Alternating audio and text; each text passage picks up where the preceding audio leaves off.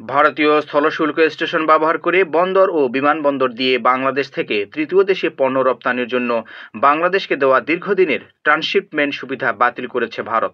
মঙ্গলবার দেশটির কেন্দ্রীয় সরকার এক বিজ্ঞপ্তিতে জারি করে বাংলাদেশের এই সুবিধা বাতিল করেছে। এর আগে ভারতের রপ্তানিকারকরা বিশেষ করে পোশাক খাতের প্রতিবেশী বাংলাদেশকে দেওয়া এই সুবিধা প্রত্যাহারের জন্য নরেন্দ্র মোদী সরকারের প্রতি আহ্বান জানিয়েছিলেন। দেশটির রাষ্ট্রায়ত্ত বার্তা সংস্থা প্রেস ট্রাস্ট অফ ইন্ডিয়ার এক প্রতিবেদনে এই তথ্য জানানো হয়েছে। এতে বলা হয়েছে, এই সুবিধার ফলে ভুটান, নেপাল এবং মিয়ানমারের মতো দেশে বাংলাদেশের রপ্তানির জন্য বাণিজ্য প্রবাহ বাধাহীন ছিল।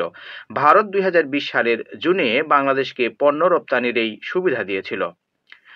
8 এপ্রিল জারি করা ভারতের কেন্দ্রীয় পরোক্ষ কর ও শুল্ক বিভাগের বিজ্ঞপ্তিতে বলা হয়েছে, 2020 সালের 29 জুনে জারি করা সার্কুলার বাতিলের সিদ্ধান্ত নেওয়া হয়েছে।